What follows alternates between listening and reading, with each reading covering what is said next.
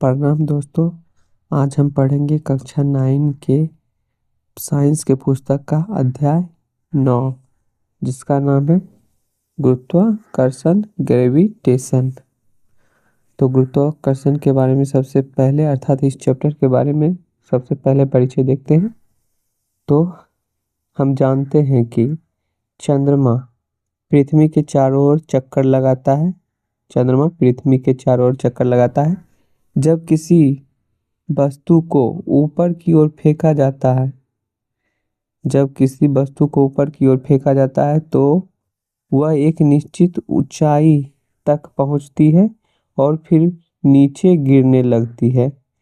Sir Isaac Newton ने यह समझा कि इन सभी घटनाओं के लिए एक ही बल उत्तरदायी है। ये जो सभी ऊपर जो घटना वर्णित था, उन सभी घटनाओं के लिए एक ही बल उत्तरदायी है और इस बल को गुरुत्वाकर्षण बल कहते हैं। ये जो सभी ऊपर घटना है किसके कारण हो रही है? तो गुरुत्वाकर्षण बल या ग्रेविटेशन फोर्स के कारण। तो यह सर्वप्रथम किसने बताया? तो आइजक न्यूटन ने। ब्रह्मांड का प्रत्येक पिंड दूसरे पिंड को अपनी ओर आकर्षित करता है। यह आकर्षण बल ही ग्रहों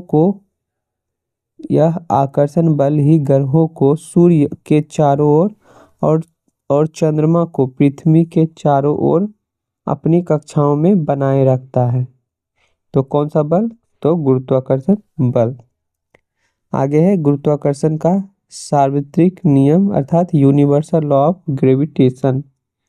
तो न्यूटन के अनुसार, किसके अनुसार? न्यूटन के अनुसार ब्रह्मांड का प्रत्येक अन्य पिंड को एक बल से आकर्षित करता है जो दोनों पिंडों के द्रव्यमान के गुणनफल, दोनों पिंडों के जो एक दूसरे पर बल लगाते हैं उनके द्रव्यमान के गुणनफल के समानुपाती होता है तथा उनके बीच के दूरी के वर्ग के व्युत्क्रमानुपाती होता है। कौन? तो गुरुत्वाकर्षण बल। यह बल दोनों पिंडों को मिलाने वाली रेखा की दिशा में लगता है। गुरुत्वाकर्षण बल दोनों पिंडों को मिलाने वाली रेखा की दिशा में लगता है। जैसे ये दोनों पृथ्वी और चंद्रमा दिखाया गया है इस पिक्चर में। तो इन दोनों के कितना बल लगेगा? फोर्स। तो इन दोनों के द्रव्यमान का गुणनफल और इसके बीच की दूरी जो r है उसके वर्ग का स्क्वायर का क्या व्युत्क्रमानुपाती। ठीक है, तो आगे देखते हैं। यहाँ दिया हुआ है। तो बल बराबर क्या होता है? द्रव्यमानों का गुणनफल बटे उनके बीच के दूरी के स्क्वायर, और जी होता है सार्वत्रिक गुरुत्वाकर्षण बल। तो आगे इन सूत्र को विस्तार से समझाया गया है। तो गणितीय सूत्र निकालते हैं। मान लीजिए कि दो पिंड, एक ए है और एक बी है, जिनका द्रव्यमान क्रमशः m, बड़ी M और छोटी m है और उनके बीच की दूरी d है। इनके बीच लगने वाला आकर्षण बल F है या निम्न होगा। तो इसका F बराबर क्या होगा? जी क्या है? गुरुत्वाकर्षण, सार्वत्रिक गुरुत्वाकर्षण या सार्वत्रिक गुरुत्वीय नियतांक और दोनों के द्रव्यमान का गुणनफल बटे दोनों के बीच की दूरी के वर्ग का स्क्वायर। जहाँ जी क्या है? जी एक अनुपातिक स्थिरांक है जिसे सार्वत्रिक गुरुत्वीय नियतांक कहते हैं। तो आगे है गुरुत्वाकर्षण के सार्वत्रिक नियम का महत्व।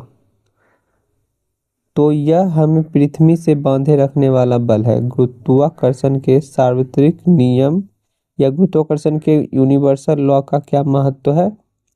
तो गुरुत्वाकर्षण यह हमें पृथ्वी से बांधे रखने वाला बल है। जो हम पृथ्वी पर रहते हैं किसके कारण रह पाते हैं? तो गुरुत्वाकर्षण बल के कारण। पृथ्वी के चारों ओर चंद्रमा की गति गुरुत्वाकर्षण बल के कारण होता है। सूर्य के चारों ओर ग्रहों की गति का कारण गुरुत्वाकर्षण का सार्वत्रिक नियम ही है या गुरुत्वाकर्षण बल ही है। चंद्रमा तथा सूर्य के कारण ज्वार भाटा अर्थात टाइड्स गुरुत्वाकर्षण बल से ही आता है। चंद्रमा तथा सूर्य के कारण ज्वार भाटा या टाइड्स किसके कारण आता है? तो गुरुत्वाकर्षण बल के कारण।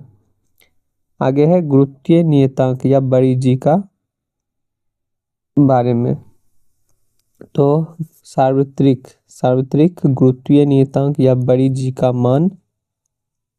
का मान हेनरी कैवेंडिश द्वारा ज्ञात किया गया। तो बड़ी जी का वैल्यू या मान किसके द्वारा ज्ञात किया गया था? Henry Cavendish.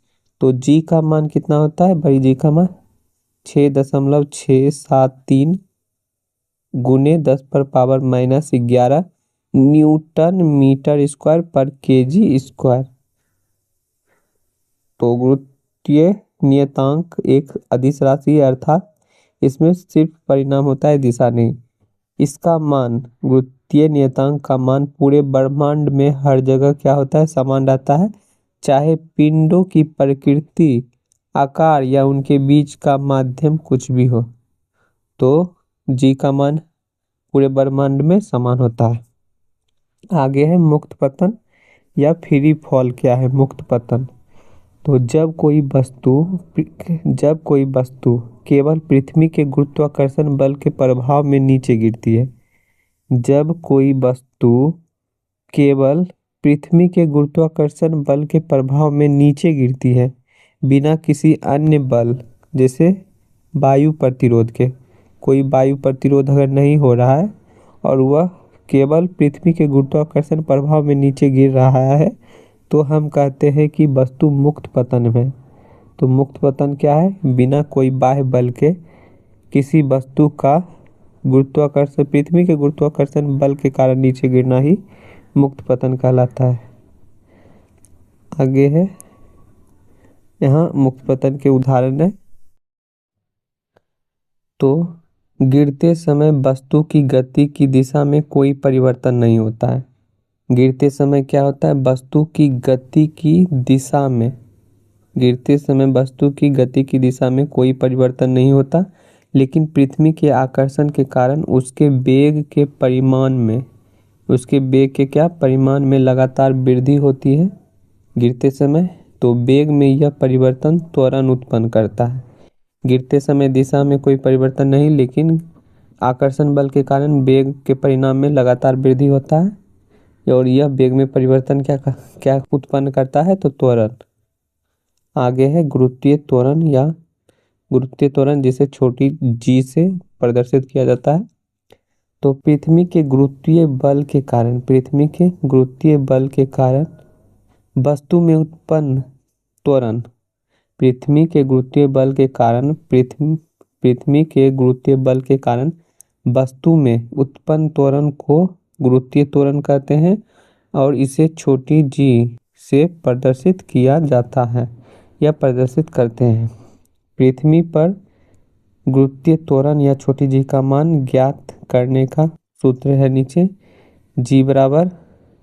छोटी जी बराबर गुरुत्वाकर्षण नियतांक इंटू m/r², जहाँ m पृथ्वी का द्रव्यमान है और r पृथ्वी की त्रिज्या है। इस फॉर्मूला में जो m दर्शाया गया वह पृथ्वी का द्रव्यमान है और r पृथ्वी का त्रिज्या है, और g का मान होता है 9.8 मीटर पर सेकेंड स्क्वायर। 9.8 मीटर पर सेकेंड स्क्वायर जी के मान में परिवर्तन। तो हमने पढ़ा कि गुरुत्वाकर्षण नियतांक का मान ब्रह्मांड में हर जगह नियत होता है, लेकिन जी का मान, छोटी जी अर्थात गुरुत्वीय त्वरण का मान बदलते रहता है। तो देखते हैं इसके मान में परिवर्तन। पृथ्वी पूर्णतः गोलाकार नहीं है, यह ध्रुवों पर थोड़ी चपटी है। इसलिए पृथ्वी की त्रिज्या ध्रुवों पर कम है, और विषुवतीय वृत्त अर्थात इक्वेटर पर त्रिज्या क्या है? अधिक है। परिणाम स्वरूप क्या होता है? जी का मान ध्रुवों पर क्या होता है? अधिक होता है। जी का मान ध्रुवों पर अधिक होता है, हमने देखा था। जी बराबर क्या था, Gm/r²। अगर ध्रुवों पर त्रिज्या का मान कम होगा तो जी का मान क्या होगा, अधिक होगा। और विषुवत रेखा पर त्रिज्या का मान ज़्यादा होगा तो ये इसको काट कर इसका वैल्यू कम कर देगा, तो विषुवत वृत्त पर क्या होगा, जी का मान कम होता है। ऊंचाई बढ़ने पर जी का मान क्या होता है, ऊंचाई बढ़ने पर भी त्रिज्या क्या हो जाएगा, बढ़ जाएगा, तो जी का मान क्या होगा, घट जाता है। ऊंचाई बढ़ने पर जी का मान घट जाता है। आगे है गुरुत्वीय जी, बड़ी जी और छोटी जी में अंतर, अर्थात गुरुत्वीय नियतांक और गुरुत्वीय त्वरण में अंतर, गुरुत्वीय नियतांक और गुरुत्वीय त्वरण में अंतर। तो आगे देखते हैं गुरुत्वीय नियतांक और गुरुत्वीय त्वरण में अंतर। तो गुरुत्वीय नियतांक और गुरुत्वीय त्वरण, तो सबसे पहले परिभाषा के आधार पर, फिर मान के आधार पर, प्रकृति के आधार पर और राशि या क्वांटिटी के आधार पर अंतर देखते हैं। तो गुरुत्वीय नियतांक क्या है, यह एकांक दूरी पर रखे दो एकांक द्रव्यमानों के बीच लगने वाला बल है। तो एकांक दूरी पर रखे दो एकांक द्रव्यमानों के बीच लगने वाला बल क्या है, गुरुत्वीय नियतांक। और गुरुत्वीय गुरुत्वीय त्वरण क्या है, तो यह गुरुत्वीय बल के कारण उत्पन्न त्वरण है, यह गुरुत्वीय बल के कारण उत्पन्न त्वरण है। और गुरुत्वीय नियतांक या बड़ी जी का मान 6.673 गुने 10⁻⁻11 न्यूटन मीटर स्क्वायर पर केजी स्क्वायर होता है, जबकि गुरुत्वीय त्वरण या छोटी जी का मान 9.8 मीटर पर सेकेंड स्क्वायर होता है पृथ्वी की सतह पर। और गुरुत्वीय नियतांक यह एक नियतांक है, यह क्या है, नियतांक है और यह कांस्टेंट है। यह स्थान के साथ बदलता रहता है, अर्थात वेरिएबल है। यह नियतांक है मतलब इसका मान हर जगह समान होता है, और यह इसका वेरिएबल है, अर्थात यह चेंज होते रहता है इसका मान। यह गुरुत्वीय नियतांक अदिश राशि है, अर्थात इसमें सिर्फ परिणाम होता है, दिशा नहीं। और गुरुत्वीय त्वरण यह एक सदिश राशि है, इसमें परिणाम और दिशा दोनों होता है। आगे है द्रव्यमान और भार। तो द्रव्यमान और भार के बारे में, तो द्रव्यमान क्या है, मास। द्रव्यमान अर्थात मास। तो किसी वस्तु में निहित पदार्थ की मात्रा को उसका द्रव्यमान कहते हैं। तो किसी वस्तु में निहित पदार्थ की मात्रा को द्रव्यमान कहते हैं। यह वस्तु के जड़त्व की माप है। तो द्रव्यमान क्या है, वस्तु के जड़त्व की माप है। और द्रव्यमान को m से दर्शाते हैं और इसका SI मात्रा किलोग्राम होता है। द्रव्यमान सदैव स्थिर रहता है। द्रव्यमान क्या होता है, सदैव स्थिर रहता है, चाहे वस्तु पृथ्वी पर हो या चंद्रमा पर। तो द्रव्यमान क्या होता है, सदैव स्थिर रहता है। द्रव्यमान कभी शून्य नहीं हो सकता, द्रव्यमान कभी शून्य नहीं हो सकता। आगे है भार। भार अर्थात वेट। तो भार वह बल है, भार क्या है, तो वह बल है जिससे पृथ्वी किसी वस्तु को अपने केंद्र की ओर आकर्षित करती है। तो भार वह बल है जिससे पृथ्वी किसी वस्तु को अपने केंद्र की ओर आकर्षित करती है, वस्तु का भार कहलाता है। तो भार को W से प्रदर्शित किया जाता है, और भार बराबर होता है द्रव्यमान गुने गुरुत्वीय त्वरण, द्रव्यमान गुने गुरुत्वीय त्वरण। और भार एक बल है, इसलिए इसका ऐसा मात्रा क्या होता है, न्यूटन। भार स्थान के अनुसार बदलता रहता है। भार क्या होता है, स्थान के अनुसार बदलता रहता है, क्योंकि जी का मान बदलता रहता है, जी का मान बदलता रहता है। अंतरिक्ष में जहाँ जी बराबर 0 है, अंतरिक्ष में गुरुत्वीय त्वरण का मान क्या होता है, 0। वहाँ वहाँ भार क्या होगा, शून्य। जी का मान अगर शून्य होगा तो भार गुना होकर पूरा 0 हो जाएगा, तो भार क्या हो जाएगा, शून्य। आगे है किसी वस्तु का चंद्रमा पर भार। किसी वस्तु का चंद्रमा पर भार। चंद्रमा का द्रव्यमान और त्रिज्या पृथ्वी से कम है, इसलिए चंद्रमा चंद्रमा वस्तुओं पर कम गुरुत्वाकर्षण बल लगाता है। चंद्रमा का द्रव्यमान और त्रिज्या पृथ्वी से कम है, इसलिए चंद्रमा वस्तुओं पर गुरुत्वाकर्षण बल पृथ्वी से कम लगता है। और इसका महत्वपूर्ण तथ्य है, चंद्रमा पर किसी वस्तु का भार पृथ्वी पर उस वस्तु के भार का 1/6 भाग होता है।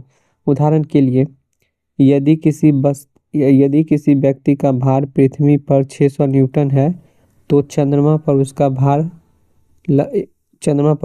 600 का 1/6 होगा, जो 100 न्यूटन होगा। लेकिन उसका द्रव्यमान भार तो 1/6 होगा, लेकिन उसका द्रव्यमान दोनों जगह समान होता है, क्योंकि द्रव्यमान चेंज नहीं होता है। आगे है प्रणोद और दाब। तो प्रणोद अर्थात थ्रस्ट और दाब अर्थात प्रेशर। तो थ्रस्ट और दाब क्या है? तो प्रणोद या थ्रस्ट किसी सतह के लंबवत लगने वाले बल को क्या कहते हैं? प्रणोद कहते हैं। और प्रणोद का मात्रक क्या होता है? न्यूटन। तो किसी सतह के लंबवत लगने वाले बल को प्रणोद कहते हैं और इसका मात्रक न्यूटन होता है। दाब या प्रेशर क्या है? तो प्रति एकांक क्षेत्रफल पर लगने वाले प्रणोद को दाब कहते हैं।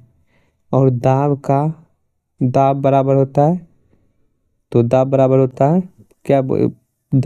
है प्रति एकांक क्षेत्रफल पर लगने वाले प्रणोद को दाब कहते हैं। तो दाब बराबर प्रणोद बटे क्षेत्रफल। और दाब का ऐसा मात्रक होता है पास्कल, या प्रणोद का न्यूटन और क्षेत्रफल का मीटर स्क्वायर, न्यूटन पर मीटर स्क्वायर। तो यही कारण है कि कील की नुकीला सिरा, तो दाब का जैसे देख रहे हैं प्रणोद बटे क्षेत्रफल होता है, अर्थात क्षेत्रफल अधिक होगा तो दाब कम होगा, और क्षेत्रफल कम होगा तो दाब अधिक होगा। यही कारण है कि कील का सिरा नुकीला होता है। कम क्षेत्रफल बराबर अधिक दाब, कम क्षेत्रफल होगा तो दाब भी अधिक होता है। यही कारण है कि कील का सिरा नुकीला होता है। और स्कूल बैग की पट्टियाँ चौड़ी होगी, अधिक क्षेत्रफल रहेगा तो कम दाब रहेगा। आगे है आर्किमिडीज का सिद्धांत। तो आर्किमिडीज का क्या सिद्धांत है? तो जब किसी वस्तु को किसी तरल अर्थात गैस और द्रव अर्थात गैस और द्रव में पूर्ण या आंशिक रूप से डुबाया जाता है, तो वह ऊपर की दिशा में एक बल का अनुभव करता है, जो कौन सा बल होता है? उत्प्लावन बल। तो आर्किमिडीज का सिद्धांत है कि जब किसी वस्तु को किसी तरल अर्थात द्रव या गैस में पूर्ण या आंशिक रूप से डुबोया जाता है, तो ऊपर की दिशा में एक बल का अनुभव करती है, और वह बल क्या होता है? उत्प्लावन बल। तो आर्किमिडीज के सिद्धांत के बारे में और आगे देखते हैं। तो आर्किमिडीज के सिद्धांत के अनुसार सिद्धांत क्या कहता है? तो वस्तु पर लगने वाला उत्प्लावन बल है, उस वस्तु द्वारा हटाए गए तरल अर्थात द्रव या गैस के भार के बराबर होता है। इसका आर्किमिडीज के सिद्धांत का प्रयोग या अनुप्रयोग या एप्लीकेशन क्या है?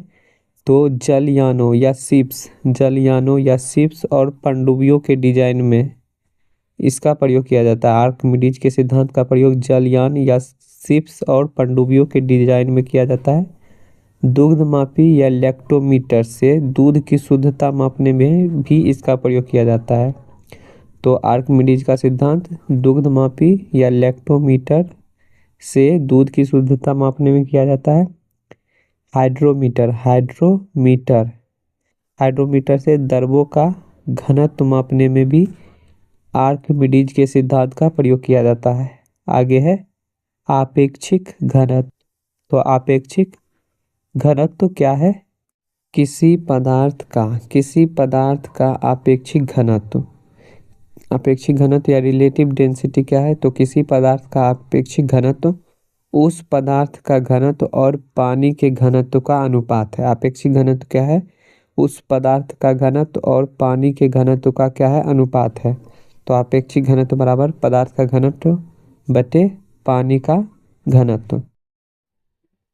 चूंकि आपेक्षिक घनत्व एक अनुपात है इसलिए इसका कोई मात्रक नहीं होता है।